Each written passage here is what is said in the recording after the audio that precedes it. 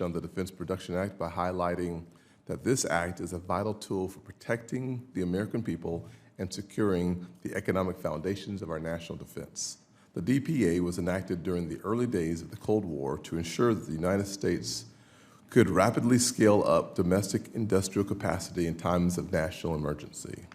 Over the past 70 years, it has stood the test of time, empowering presidents from both parties to respond to urgent security needs with decisive action. The world has changed dramatically since the DPA was first signed into law. Bless you. The threats we face today are more complex and often more economically driven than ever before. Threats from adversaries weaponizing supply chains to our dangerous over-reliance on foreign sources for critical minerals, pharmaceuticals, and defense components. The DPA gives us the authority to meet these challenges head-on. And as chairman of this committee, I believe ensuring the DPA remains a focused, reliable, and agile authority to support national security and true national emergency response is among our committee's highest priorities and responsibilities.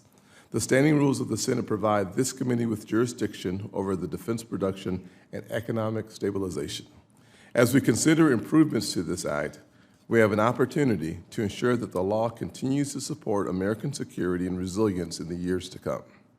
That means keeping the DPA tightly tailored to the purposes for which it was created: defense production, emergency preparedness, and the protection of critical domestic supply chains. We must ensure that the DPA supports the defense industrial base, the backbone of our military strength. That includes investments in munitions manufacturing and advanced technologies that enable our warfighters to deter and defeat threats. It is also important to secure certain economic supply lines critical to our national interest. Whether that is from domestic mining and processing of rare earth elements to building out second source capabilities for antibiotics and essential pharmaceuticals, which are overwhelmingly sourced overseas today.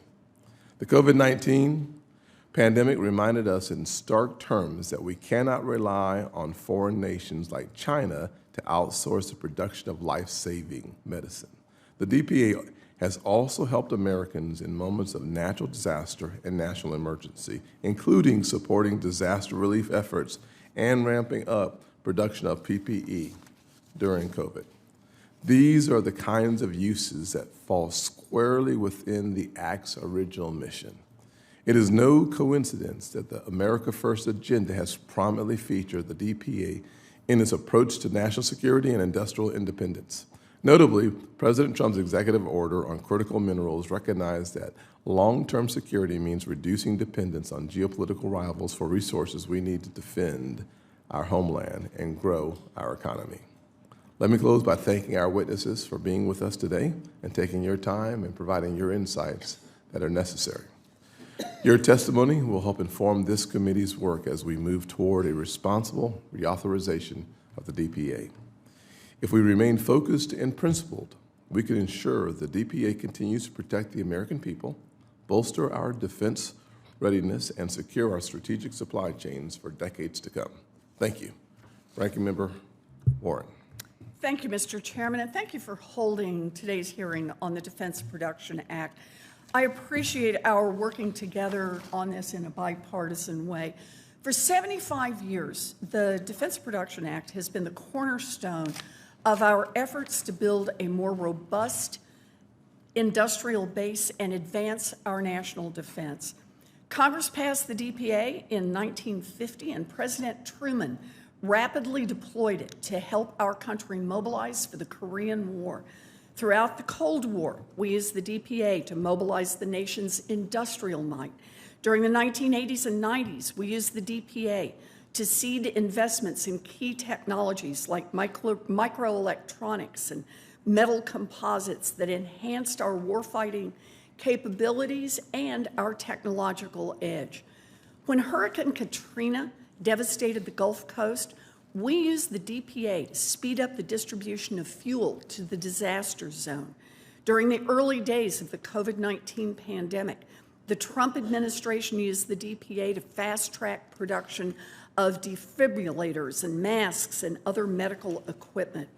When the People's Republic of China threatened to cut off our access to critical minerals, the Biden administration used the DPA to jumpstart critical mineral production in the United States. In the toolkit of economic and national security tools, the DPA is among the oldest, and it is absolutely essential to the challenges our country faces today and into the future.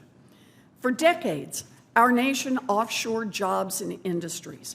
We failed to invest in growing, dynamic, competitive markets in critical industries here at home. We let big corporations grow, crush competition, and pursue short-term profits, even when it meant depriving us of good-paying jobs, of undermining our technological edge, and eroding our industrial base. And the results speak for themselves.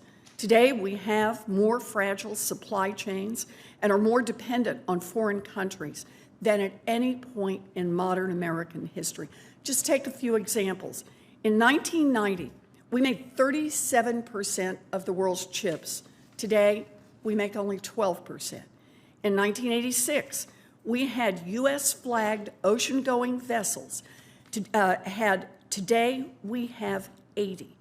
Because of offshoring by Big Pharma, 9 out of every 10 prescriptions filled in the United States was manufactured overseas. This leaves us dangerously vulnerable. It takes one major disruption, a fire at a factory halfway around the world, a war between two foreign countries, or a natural disaster abroad or at home to cause massive supply chain disruptions. In 2021, a drought in Taiwan and severe weather in Texas led to a global semiconductor shortage that shut down production lines across the United States. Experts estimated that this single disruption cost the United States economy $240 billion in 1 year alone. A similar disruption in the supply chain for life-saving drugs and antibiotics could be economically devastating and cost American lives. As we struggle, the People's Republic of China moves forward. China has used non-market policies and practices to capture crucial industries like semiconductors, batteries, and pharmaceuticals, industries that we once dominated. China is also using its leverage over critical supply chains to exert more influence internationally. In recent months, the Chinese government has implemented bans on export of critical minerals and rare earth magnets to the United States in response to President Trump's tariffs, and even told countries like South Korea that rely on Chinese inputs that they must stop exporting critical minerals and equipment to some U.S. companies. We don't need to accept this. We have the tools to reshore critical supply chains. We can deepen cooperation with our allies, and we can build resilience here at home. One tool to help us do that is the Defense Production Act, which we must reauthorize before it lapses in September. Mr. Chairman, I appreciate your holding this hearing, and I am eager to work with you on these critical issues. Thank you very much, Ranking Member, and we'll turn to our witnesses before us today. Our first witness will be Ms. Mackenzie Lyon, Vice President for External Affairs at Perpetual Resources. Ms. Lyon, you are now recognized for 5 minutes. Thank you. Good morning, Chairman Scott, Ranking Member Warren, and members of the committee. Thank you for this opportunity. My name is Mackenzie Lyon. I'm an Idahoan, and I am Vice President of External Affairs for Perpetual Resources. And I'm here today to share the story of the Stibnite Gold Project, which is located in the heart of central Idaho and is designed to return to and restore an abandoned mining site and responsibly produce gold and the critical mineral antimony. And I hope to share with you how the Defense Production Act has successfully saved America's only reserve of antimony. Over the past 2 decades, China has invested more than $57 billion in controlling critical mineral supply chains around the globe. And today, the majority of U.S. defense materials are reliant on Chinese minerals like antimony, gallium, germanium, and tungsten. China is wielding this dominance as leverage and has formally cut off all exports of antimony, gallium, germanium, and tungsten to the United States, wounding our defense readiness and American manufacturing capabilities. Yet, when the American defense industrial base turns to American miners to fill the gap, we are hobbled out of the starting gate with a 29-year average from identifying a mineral resource to getting it out of the ground. Put it simply, we are dangerously reliant and we are behind. And antimony is a great example. We have no domestically mined source of antimony. Today, China, Russia, and Tajikistan control 90% of the global supply. But it is critical to our energy, technology, and defense readiness. In addition to numerous commercial applications, the Department of Defense uses a specialized form, antimony trisulfide, as a key non-replaceable component as the primer in hundreds of munition types. But in 2021, China informally stopped shipping our sole source of military-grade antimony trisulfide to the United States. This is the context for our DPA award to revive the stibnite mining district. But the story is not new. On the eve of World War II, the Japanese blockade in the Pacific and invasion of China blocked the American supply of tungsten and antimony that we needed for the war effort. So through the U.S. Strategic Materials Program, a precursor to DPA, the government enabled the stibnite mine to supply both antimony and tungsten for the Allied war effort.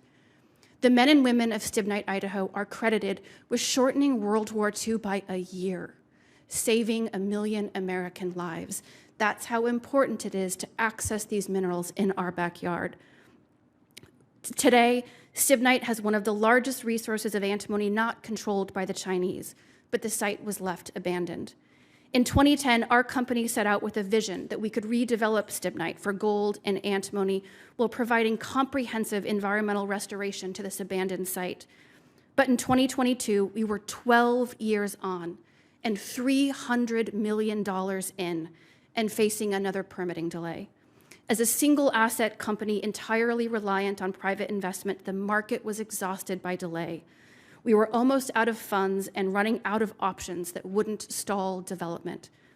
These are the moments that the Defense Production Act was created for. An open solicitation under DPA was our lifeline.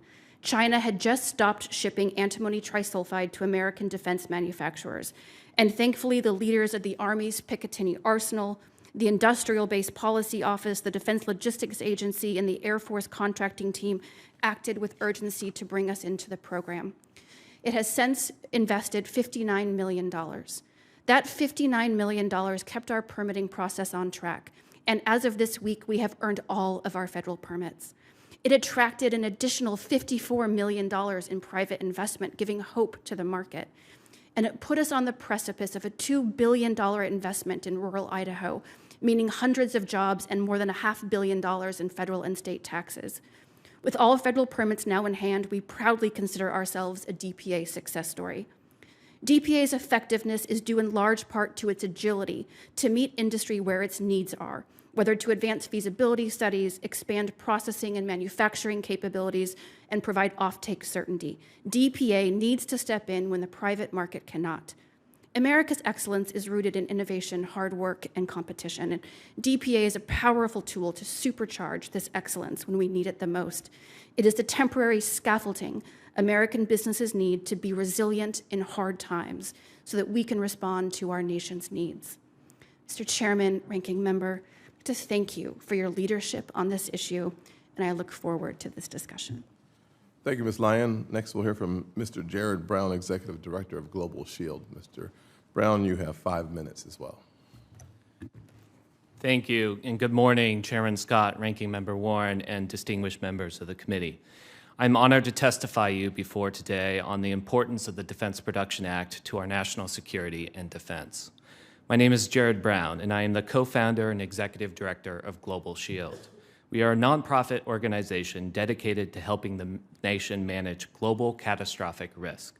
Simply speaking, global catastrophic threats are the very worst crises our nation could face and range from nuclear war to global pandemics.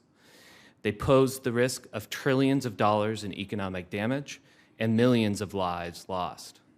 These threats are so concerning that Congress passed the Global Catastrophic Risk Management Act into law in 2022 to help prepare the U.S. for these threats. The DPA is a core instrument of the nation's preparedness for and response to global catastrophic risk.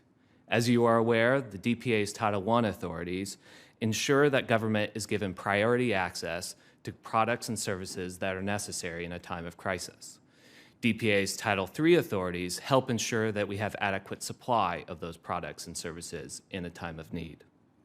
In the context for planning for and responding to catastrophes abroad and at home, I would like to make 3 key points about the future-ready DPA. First, it is not an exaggeration to say that dealing with any worst-case scenario that you can imagine depends, in part, on DPA authorities. Be it a major global military conflict, a pandemic killing millions of Americans, a terrorist use of a chemical or biological weapon in a U.S. city, or a catastrophic hurricane or earthquake. All of our plans include the use of authorities under this act. For every national security crisis that keeps policymakers up like you at night, the DPA is an indispensable tool for saving American lives. Therefore, we urge Congress to reauthorize and modernize these authorities this year.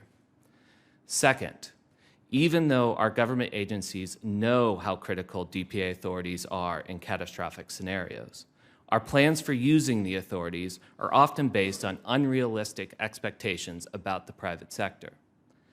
Often, the government's planning says, in effect, if we had a shortage of this key good or needed more of this key service, we will use the DPA authorities and hope that the private sector can respond. However, just because the government has the authority to order the more production of a good does not mean, of course, the private sector can magically summon up that service. Therefore, government agencies must work more closely with industries and service providers to better understand their true capabilities ahead of a crisis. We recommend that you reauthorize and modernize the DPA's Title VII authorities so that government agencies can improve plans with private sector experts to anticipate problems, and so that government agencies can deploy private sector experts into government during a crisis. Third, since the end of the Cold War, oversight and coordination in the DPA inside the executive branch has atrophied. Congress has made numerous attempts to revitalize good governance inside the executive branch through past reauthorizations of the DPA, including with the creation of an interagency DPA committee, also known as the DPAC. Unfortunately, these reforms have not been successful as hoped. What makes this situation worse is that the private industry and supply chains are vastly more complicated and sophisticated than they were in 1950. In turn, this makes the government plans for using the DPA to manage extreme risk even more complex. To help address this problem, we recommend that Congress improve the transparency and governance of the DPA under Title VII. It will benefit the nation both before and during a crisis if the private sector and policymakers are more aware of how the government plans to use DPA authorities during a real catastrophe. Thank you again, committees, for your attention to this important DPA authority and for its use in safeguarding America. With that, I look forward to your questions and supporting future reauthorization efforts. Thank you, Mr. Brown. Next, we'll hear from Dr. John McGinn, Executive Director of the Baroni Center for Government Contracting at the George Mason University. Great. Thank you, Chairman Scott, Ranking Member Warren, Senator Moreno, Senator McCormick, for the opportunity to speak with you today.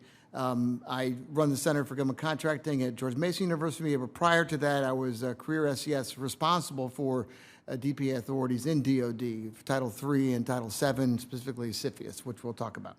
But from my opening statement, I want to focus on how we can strengthen the DPA for the future.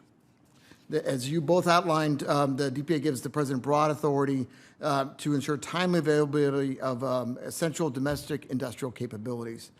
As I described in my written testimony, there are 3 active titles, Title I, Title III, and Title VII, that have been used with great effect, as Senator Warren outlined, for decades. While the authority is strong overall, there are some opportunities for strengthening and revitalizing the authorities. First of all, I recommend that it is essential to keep DPA firmly focused on defense and national security issues, in particular threats from our critical competitor, China. Using DPA outside of direct national security or national emergency purposes threatens the viability of this unique tool of our industrial base. DPA Title I. Title I is focused on the distribution and allocations of goods and services. It has been used to prioritize the contracts of many key defense systems for decades, and it also was used to great effect during the COVID-19 crisis, rating over $3 billion in contracts for the production of ventilators and protective personnel equipment. While this works well, at the national level, the DPA is governed by old and overlapping executive orders spanning several administrations that need to be refreshed and simplified. The Trump administration should conduct a thorough review to better orient DPA policies and practices for today's challenges. DPA Title III. So Title III, as our colleagues have outlined, is a tremendous tool for building industrial capacity through grants, loans, purchases, and purchase commitments. 2 examples of recent impact include $1 billion, which is appropriated during COVID through the CARES Act for pandemic response, as well as other industrial-based needs. And then in 2023, over $500 million was appropriated for projects in areas such as specialty chemicals, hypersonics, microelectronics packaging, strategic and critical materials, minerals, and solid rocket motors. Title III, however, could be significantly strengthened by three ways. Number one, removing the non-delegable requirement that the President sign each DPA determination, which greatly reduces and slows the process through which DPA projects are developed and executed. Number two, enabling the use of purchase commitments to create a guaranteed demand signal over time for industrial capabilities such as critical minerals. These offtake agreements will, through purchase commitments, will do that.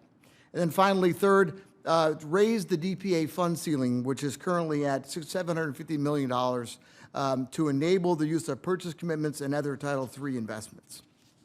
Title VII.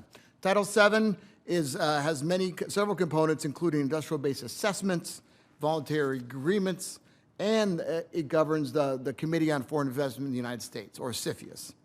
Title VII can be strengthened by 3 areas, 2 of which have to do with sections of Title VII that have been scarcely used since the end of the Cold War. The first is Section 708, which permits the government to establish voluntary agreements between government and industry in specific sectors, such as critical minerals or the like. That would be, as we noted in a recent report that we published on Title VII, increasing the use of these voluntary agreements is a critical way to increase overall industrial capacity. Section 710 enables the establishment of a cadre of industry executives to be trained for government service in the event of a national emergency. This National Defense Executive Reserve has not been active since the end of the Cold War, and we need to develop a new model for how to use National Defense Executive Reserve in the future. Finally, the 2018 Foreign Investment Risk Review Modernization Act, or FIRMA, which Congress kindly passed and the President signed, modernized CFIUS to address concerns principally from China. But there's always room to improve this authority.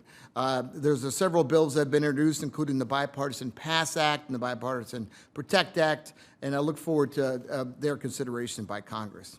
In conclusion, the DPA is a critical presidential authority designed to specifically address the industrial issues we face today. It's been reauthorized 53 times, and in most recent cases has been extended for 5 or 6 years.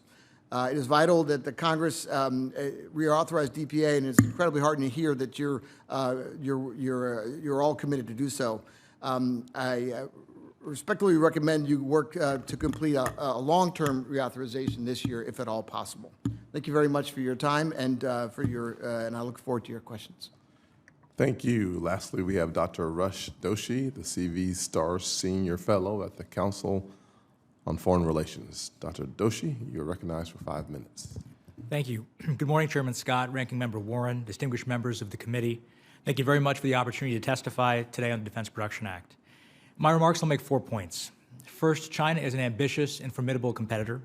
Second, the United States needs the DPA to cope with the various military and non-military challenges that China poses. Third, China's system has far broader authorities than the DPA, putting us at a disadvantage. And fourth, smart reforms to the DPA can address concerns about overuse without narrowing its scope. I'll now discuss each of these. First, China has a grand strategy to displace U.S.-led order. It seeks to catch up and surpass the U.S. technologically, to make the world dependent on China's supply chains economically, and to acquire the capability to defeat U.S. forces militarily. It is now 130% of U.S. GDP by purchasing power, 2 times the U.S. share of global manufacturing, and 2 times U.S. power generation. Second, without DPA reauthorization, we simply cannot address China's military and non-military threats. Beijing is is undertaking the fastest military buildup in its history. It now boasts 200 times our shipbuilding capacity, 80% of global drone production, and global leadership in hypersonics.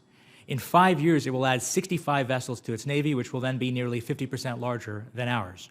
By contrast, in a conflict with China, we would expend our most critical munitions within about a week. We also face significant non-military challenges. One is a new era of cyber warfare. Beijing is planning cyber attacks on critical infrastructure across sectors like power, water, gas, telecom, and transportation, which would affect the lives of tens of millions of Americans. Another challenge is a new era of geoeconomic warfare. Beijing is leveraging its chokehold on rare earths and rare earth magnets today to throttle American manufacturing in the current trade war. It could do the same in antibiotics, where it has a 90% market concentration, denying Americans life-saving medicines. The DPA is critical to addressing these threats. DPA Title III can fund new production lines for cruise missiles and uncrewed systems, expand shipyard capacity, and reshore the batteries, motors, and rare earths China now makes. DPA Title VII can help us find PRC threat vectors in our networks and critical dependencies in our supply chains. And DPA Title I and Title III can help us reallocate goods or boost production after a debilitating cyber or supply chain attack.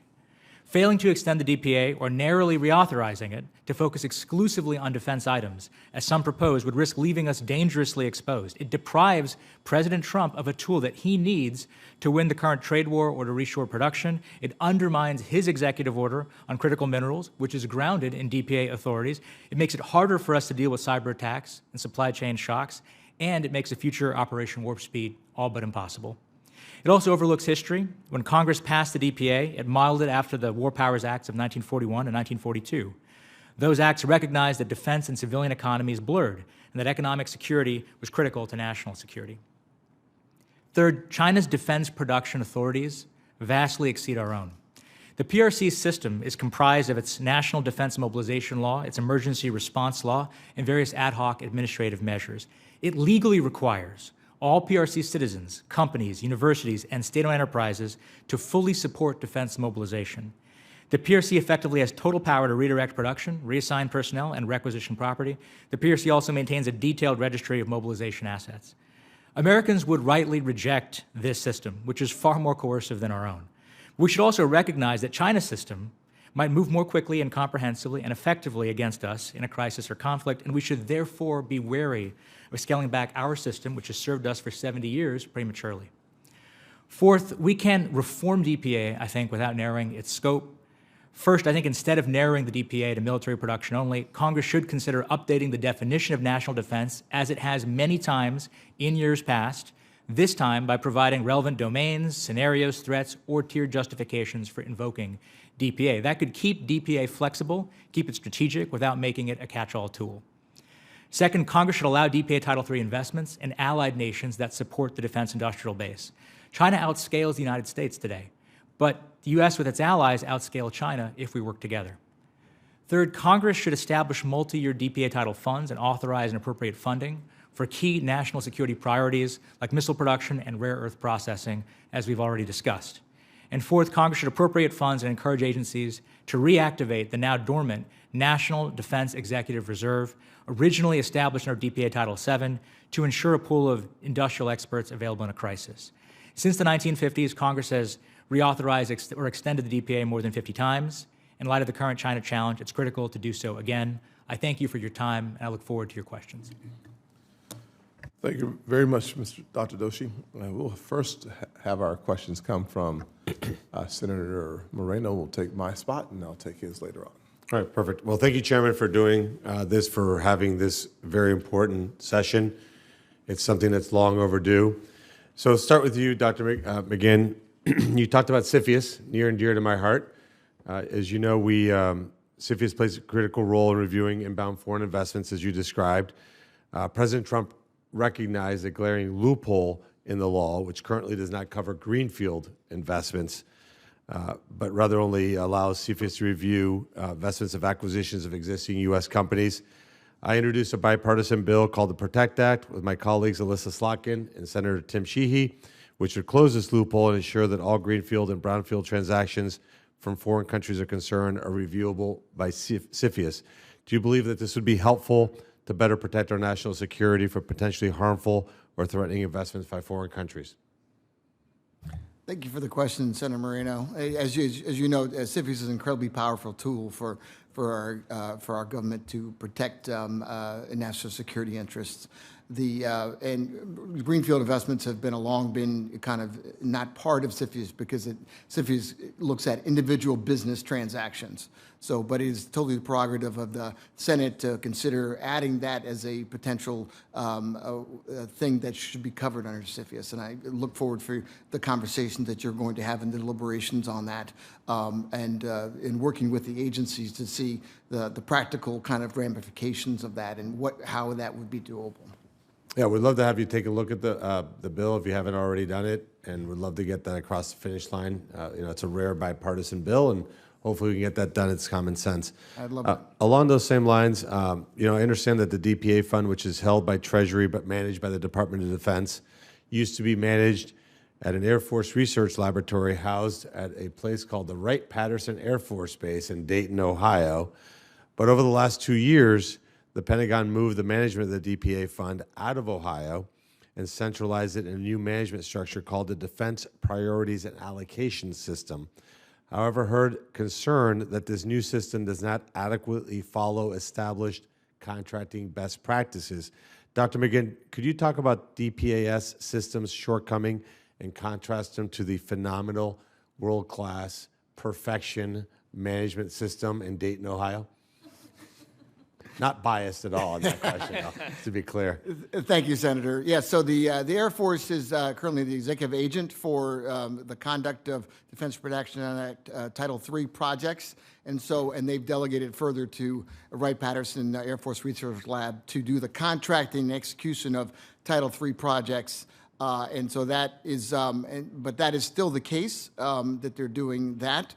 The DPA fund is managed by the Department of Defense. I was not aware that that is not managed by, as far as I know, by the Wright-Patterson itself, but by the Office of Secretary of Defense. So there hasn't been a movement of that degree. But the work I've worked with the personnel at Wright-Patterson when I was in government, and they are phenomenal, and they continue to do phenomenal work. Yeah, they moved the functions out, which in reality is we should move moving functions in to centralize. That makes sense to have all of that together. It makes, as you know, a lot of efficiencies. And I don't want to keep picking on you for questions, but we'll keep it going here. I'm particularly concerned that the powers that over the last administration, the DPA powers were bastardized in a sense and expanded beyond congressional intention by the Biden White House in areas like green energy, for example, which was clearly a political move, not a national security move. Why is it critically important for DPA to maintain its focus on national defense in a nonpartisan way, and what dangers could arise if it doesn't to fortify political positions rather than national security positions? Great question, Senator. Yeah, I would say as we've seen very clearly in this hearing, DPA is a bipartisan supported authority, and it works best when it really focuses on those bipartisan kind of interest areas. And the real priority areas for DPA have been traditionally defense or true national emergency efforts. Now, when DPA is used in other ways, such as what you were referring to, it sometimes can become politically kind of charged. And if the DPA becomes politically charged, that is always really bad. And some of the things that we live with today, for instance, the cap on the DPA fund of $750 million, that is a result of a previous reauthorization of the DPA where there was some projects were done that were not agreed with politically that then led to the reauthorization to put more strictures around DPA. So it is imperative to keep DPA focused on clear bipartisan-focused efforts, and if priorities are in other areas, there are other means to do those kind of legislative efforts. I yield, but Mr. Chairman, I think and for the ranking member, I think that's really important as we discuss DPA, that it becomes completely apolitical, and it's about protecting our country and not getting into political priorities and using funds that way. So thank you. Agreed. Ranking Member Warren, you are next. Thank you, Mr. Chairman. So I disagree with the president's disastrous approach to worldwide tariffs. He's causing economic chaos and uncertainty that are hurting workers and working families and small businesses all around this country.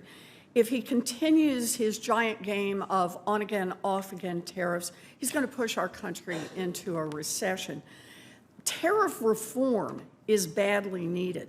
The mantra embraced for decades by many Democrats and Republicans alike that free trade with China would somehow work to our favor was flatly wrong.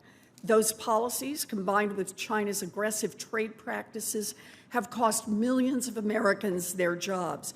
They have also undercut our economic and national security. Beijing is increasingly using its significant leverage over critical supply chains to exert influence around the world while the United States stands by. Now, during the Biden administration, the PRC restricted the export of several critical minerals, gallium, germanium, graphite, antimony, right, in response to U.S. export controls.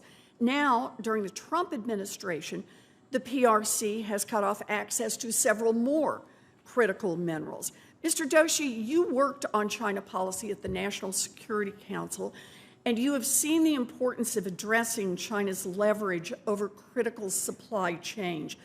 How important is the Defense Production Act to reshoring those critical chains and competing with China? Well, thank you, Ranking Member Warren. It is essential. 30 years ago, when China joined the World Trade Organization, the United States was about 30% of global manufacturing value add. Today, we're 17%, and in 5 years, we might be 11%. That's not a great situation. As you mentioned in your opening, the Defense Production Act is critical to expanding American industrial capacity. If we want to reduce dependence on Chinese critical minerals, we need DPA. If we want to produce cruise missiles or ships, we need DPA. If we want to surge production after a supply chain attack, we need DPA as well. I think it's essential right now with China throttling American industry by going after rare earths and rare earth magnets in the trade war. I think President Trump needs DPA in order to be able to effectively negotiate with the PRC. Yeah, I agree with you on this. I don't support the president's trade war in the way that he's conducting it, but I do think that the president needs tools like the DPA to be able to stand up to Xi Jinping. We also need a strong DPA to protect our medical supply chains and protect us from persistent shortages of many generic drugs. We can't defend our country if we can't provide life-saving drugs to our service members and to our citizens. According to the Defense Logistics Agency, 27% of the DoD's pharmaceutical supply chains are considered very high risk. That's 1 in every 4, because they are dependent on China or just an unknown source that nobody can figure out. Another 27%, that puts us well over half, is at high risk because they are dependent on non-Trade Agreement Act compliant countries. Mr. Brown, we have become dangerously dependent on foreign countries for pharmaceuticals, including active pharmaceutical ingredients. How should we be using the DPA to onshore drug manufacturing, to address shortages, and to build resilience? It's a great question, Senator, and this has been an area of bipartisan consensus for many years. Recently, we've been using Title III funding from the DPA to help onshore some of this critical capacity. The current administration, through HHS, is having a hearing and a roundtable this June with industry to further address this issue. And you can imagine how much worse it could get if we were facing a mass casualty scenario here in the homeland. And to be clear, this is not just a foreign sourcing issue. We've had shortages of IV fluid following two different hurricanes. First with Hurricane Maria, and then again with Hurricane Helene, affecting manufacturing supply chains here in the United States. And so the DPA is important not just for onshoring, but enhancing the resilience of the supply chain here and abroad. Yeah, I appreciate that, and I appreciate your expanding out our vision of what we're talking about here. You know, this risk is not theoretical. It can cost American lives. I've introduced multiple bills to try to reinvigorate drug manufacturing here at home. It is clear that we need to use every tool at our disposal to create resilience in these supply chains. I want to thank all of our witnesses for being here and helping us understand the importance of using the DPA to protect national defense. Thank you. Ms. Lyon, we use critical minerals across our supply chains, from defense munitions to commercial vehicles. The United States is home to many of these minerals. However, it's extremely challenging, time-consuming, and capital-intensive to open or expand mining facilities in the United States. And frankly, during your testimony, it seemed to me that the government creates a problem through permitting, and then we want to solve the problem through financing. It seems to me if we could eliminate the problem through permitting, we could not have to use the dollars for financing and then have other options available later. Talk to me about that. Thank you, Senator, for the question. You're absolutely right that we have a problem of the left hand of government not always knowing what the right hand needs. And part of the value for us of the Defense Production Act, when we were 6 years into our permitting process, for which we were spending an average of $2 million a month to get through as a single asset company, we were stuck. And it was really hard to figure out, A, how to get our federal agencies to even talk to each other, to coordinate, to come to an agreed set of milestone expectations. But receiving the award sent the signal across the federal family that this had to be a priority, that we needed our agencies to work together to solve a problem. And I will say that working with the Defense Department was a refreshing experience of people who, when confronted with a problem, are mission-driven to find a solution. And that mentality absolutely helped us get to where we are today. And but for that coordination and accountability and transparency, I don't think we would be. However, the 29 years, that's older than my staffers back here. Yes, sir. 29 years to open a mine Yeah. is not frustrating, but infuriating. That alone should provide an opportunity for us not to talk just about talking across lines, but just solving that one simple problem that will be persistent for many years to come if we don't fix that one issue. Yes, sir. That 29-year time frame is the second longest in the world, second only to Zambia. I have full faith in this country's ability to do great things, but this is not one of them right now. We have the right environmental standards, we have the right public transparency in our process, but we need to focus on how to make it a more coordinated process. We are returning to an abandoned mine site, a site that is in real trouble environmentally, and we've offered to clean it up. And we've got a critical mineral that's important for our strategic defense. And our time frame, it's not going to be 29 years, but it'll be at least 18. It's crazy. Well, I have limited times. I keep myself to the same 5 minutes I do require of everybody else. Dr. Doshi, you talked about the definition of national defense. Obviously, cybersecurity, technology, I think of Huawei as a real, actual existential threat, perhaps space, I think about satellites, pharmaceuticals, we've talked about that. If with limited time, talk to me about the need to define and perhaps expand the definition of national defense. Well, thank you very much, Chairman Scott. We've had to redefine national defense and DPA many times, at least 4 times, in Yes. the 70s, 80s, 90s, 2000s, and I think we have to do so again to consider some of the challenges that the PRC will pose to us. Supply chain attacks can occur in areas outside pharma, outside critical minerals. Cyber attacks can have implications for the wider country beyond simply just the loss of a piece of critical infrastructure. I think expanding the definition could be done in multiple ways, sir. One way is to list out scenarios that we want to plan against. Another is to list domains, as we have in the past, like space, that we want to make sure we're defending in. And another would be to offer tiered justifications. If this, then DPA can be activated, which should allow us to address some of the concerns Senator Moreno raised about the excessive use of DPA, hopefully depoliticize it. And I guess my answer, sir, would be definitions can help depoliticize the term. Thank you. I'll return my 15 seconds, and Senator Kim, you're next. Thank you, Chairman. Mr. Brown, I wanted to start with you just to talk through and build off of some of what was talked about. The Strategic Active Pharmaceutical Ingredient Reserve, it was created as a pharmaceutical equivalent in many ways to the Strategic Petroleum Reserve to reduce supply disruptions of key pharmaceutical ingredients. However, instead of financing it to maintain nearly 2 years' worth of supply and incentivizing private industry to incorporate it into a means to wean off of reliance on overseas supply, it's sitting right now in the single digits in capacity. So I guess, Mr. Brown, I just want to ask you, are there ways that we can use the DPA to more effectively leverage this reserve to reduce supply chain disruptions and drug shortages in the short term? Yeah, Senator, I think this is an important point of how we can modernize and even look at what we used to use the DPA for, which is for stockpiling and reserves.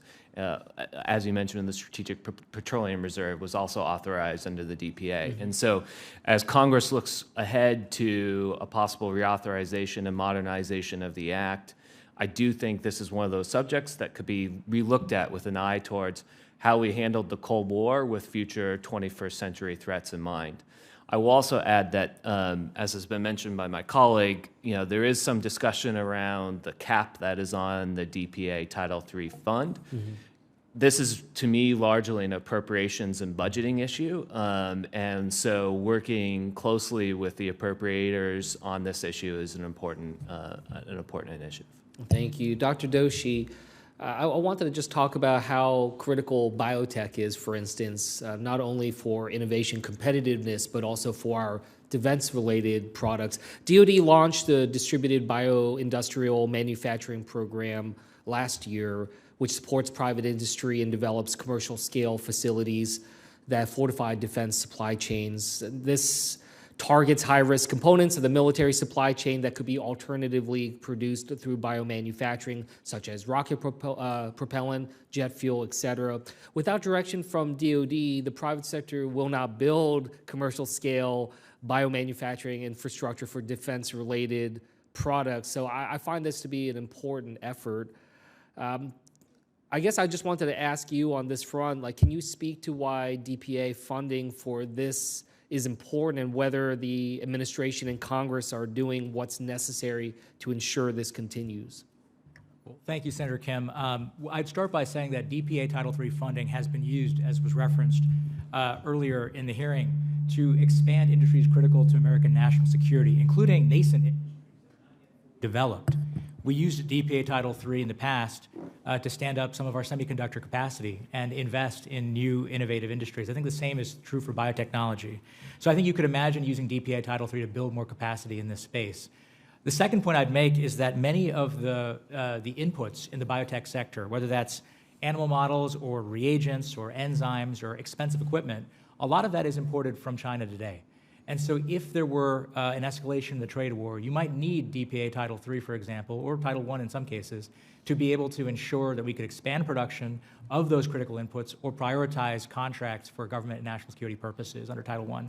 So there's a lot of ways in which I think DPA is critical to supporting this sector, which is now a sector at the heart of competition. Yeah, thank you. And you know, we talked earlier about the challenges when it comes to critical minerals, especially vis-a-vis the PRC. And you know, part of the reason that the PRC commands such a large share of the critical minerals market is that they treat the supply like a faucet. You know, they turn it on, they flood the market with cheap commodities. Once the competitors run out of the market, they can turn the faucet down.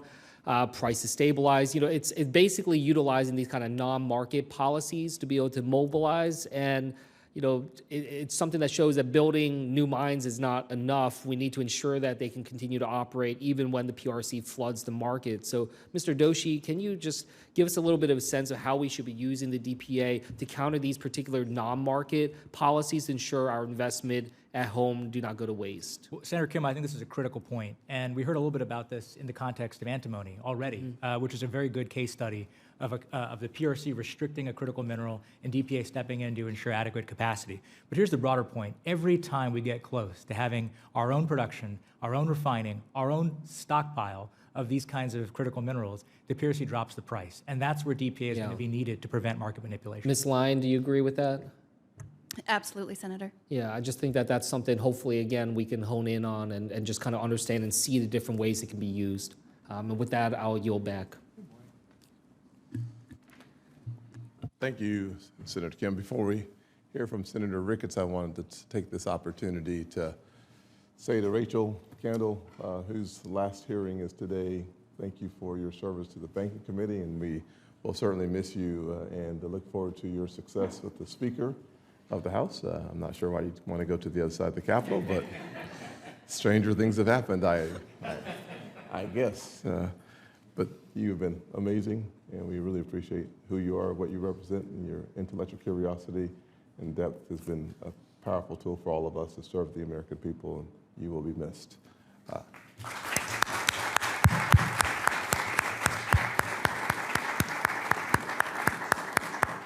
Senator Ricketts. Well, thank you, Chairman Scott, for holding this hearing. And thank you to all of our witnesses here today to take the time to be able to talk to us about the important issues of the Defense Production Act. Communist China poses the single greatest threat to our country outside in the international forum. It's a threat to our nation economically, militarily, and we remain too reliant right now on Communist China for essential inputs. We've seen what happens when the CCP decides to weaponize its control over key supply chains, cutting off exports, manipulating markets, and using state-owned enterprises to undercut American producers. This is a vulnerability that we cannot afford. And Rush, I know you and I have had this conversation many times. I just spoke with Secretary Rubio yesterday in a hearing about what Communist China could do as far as an energy blockade of Taiwan, and we were also then discussing mineral supply chains around the world. If we're serious about winning in this era of strategic competition, then we need to use every tool available to rebuild our domestic capabilities and reduce our reliance on Communist China. So, Ms. Lyon, how much of your company's project's timeline were consumed with federal permitting process, and how does that affect your ability to scale quickly in response to national security needs? Thank you, Senator, for the question. Great question. Overall, what will be our 18-year time frame from identifying these minerals to getting them out of the ground, should everything stay on track, over about 9 years was absorbed by the permitting process, which represents about a $400 million investment in total by the company. So about 9 years. Yes, sir. Yeah.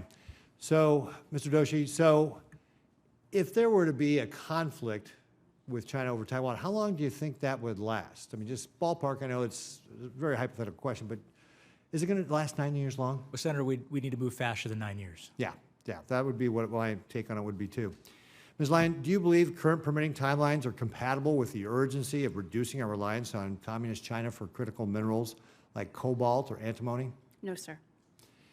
And just to put it in perspective as well, your time frame, when I was governor of Nebraska, we were trying to raise a levee around Offutt Air Force Base and STRATCOM. You may know that STRATCOM controls all our nuclear weapons. Offutt Air Force Base is where it's located. The Army Corps took 6 years to get a permit to raise that levee 2 feet. I'm guessing that was somewhat less complicated than what you were asking for on your permit. Ms. Lyon, as we look to reauthorize the Defense Production Act, what improvements would you recommend making to streamline the permitting and environmental review timelines for DPA to support project planning? Senator, thank you for the question. I think one of the most important things that we can do is make sure that the left hand of government knows what the right needs. Having the Department of Defense being able to coordinate and work with the permitting agencies to flag projects that are critical for prioritization is absolutely critical. The recent addition of projects to the Permitting Council, I think, will absolutely benefit the long-term delivery of critical minerals to this country, to provide transparency and accountability into the process to make sure that things are prioritized and stay on track. Okay, great. Dr. McGinn, can you weigh in on that too, please? I think yes, permitting is a major challenge as you outlined and Ms. Lyon did, and I think that would be a critical a point of reform that you could get through. You don't need to use the DPA reauthorization to do that, but it is really hindering our ability to build and rebuild critical mineral kind of capacity in the United States. Great, thanks. Well, the DPA is a powerful tool, but like any tool, it can be misused or exploited if it's not properly guarded. It makes little sense for the U.S. to pour federal taxpayer dollars into shoring up our supply chains only to have those funds ultimately benefit our adversaries. Dr. McGinn, how does the DPA currently adequately prevent companies with ownership ties to foreign adversaries from receiving funding or contracts under the Act? Under the Act, your companies that are U.S.-based companies or companies that are based in Canada, or the U.K. or Australia are permitted to compete for Title III projects. So they have to, and then under the contracting, the companies have to be domiciled in one of those areas. Okay, well, since the chairman's not here, I'm going to go ahead and, I think I'm the new chairman, or are you the chairman now, Rounds? You're next. Okay, great. So I'm going to go ahead and take a couple extra minutes here then. So, Dr. McGinn, how rigorous is the foreign entity vetting process in the DPA award pipeline compared to the traditional DoD procurement procedures under the Defense Federal Acquisition Regulation Supplement? It is under the same authority. So it's all pretty relative. Yeah, it's all. That's correct. It's It's distinct from like a CFIUS, which is for a review of a transaction when they specifically look at ownership kind of, but all the standard the DFARS rules that you cite would go for Title III projects. All right. So you think it's sufficient as it is? Is that accurate? I haven't seen any evidence to point me that it's not. Mr. Brown, can you weigh in on that too, as far as making sure our foreign adversaries don't benefit from our taxpayer dollars? Do we have sufficient safeguards here? Yeah, and so to Ms. Lyon's point earlier, to your questioning about the right hand and the left hand, the Congress authorized an entity called the Defense Production Act Committee specifically so that the left hand and the right hand could negotiate and discuss about these issues.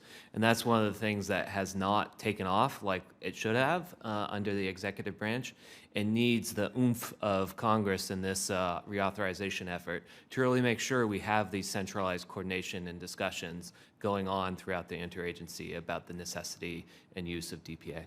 Okay, great. Thank you very much. Mr. Rounds. Oh, well, I was going to say, Ranking Member, have you already asked your questions? Okay. Okay, great. Thank you. First of all, thank you for the opportunity to visit with all of you today. It is appreciated that you come in and to do this with us. We did a piece of legislation that we proposed called the PASS Act. And my question will begin with Dr. McGinn. As you know, there have been numerous reports of suspicious activity by U.S. adversaries in regards to U.S. agricultural land purchases.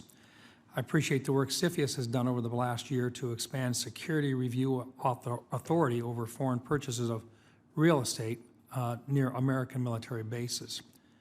I believe the recent action to add a net total of 56 facilities across 30 states to the CFIUS review list is an important first step. But I think we're going to probably have to go farther than that. I think it's critical that Congress pass legislation, the PASS Act, that I've introduced with Senator Cortez Masto and many others to curtail agricultural land purchases by our stated foreign adversaries near military bases. So for Dr. McGinn, I want to thank you for your testimony and for your support of this legislation in your testimony. How significant of a national security threat is China? China is our principal national security threat facing us today. Today, there are numerous examples where they have tried to gather data or they have looked at setting up facilities near sensitive sites within the United States. That's correct, Senator. I used to oversee CFIUS when I was in the Department of Defense several years ago, and there was a big turn in the late mid to late 2010s when CFIUS transactions were principally from European-based countries or Japanese-based countries or like to becoming China started using state-owned enterprises or private companies to conduct transactions. And so what that led to is Congress acted and established FIRMA, passed the law that modernized CFIUS specifically to address these kind of threats. And I will say, I can't talk about specific transactions, but those kind of proximity transactions were really, really closely monitored by the committee, and they continue to be so. So I would encourage you to work with talk to the committee about the gaps that they see either in the Department of Defense or Treasury, and how your legislation could potentially help the CFIUS authority. But the more that we can strengthen and protect our national defense assets geographically in the United States, the better. Great, thank you. I appreciate the support on that legislation. Ms. Lyon, South Dakota and states like mine have mineral resources that could contribute to our national defense and reduce reliance on adversaries like China. Given the permitting challenges and price manipulation you've described, what steps, legislative or administrative, would help make DPA support more effective for companies trying to establish domestic processing capacity? Thank you for the question, Senator. Processing is absolutely the next link in the supply chain that we must be concerned about. It doesn't make sense to take all of this effort to get minerals out of the ground to have to send them to China for processing. Antimony is a really interesting case where China controls about 50% globally.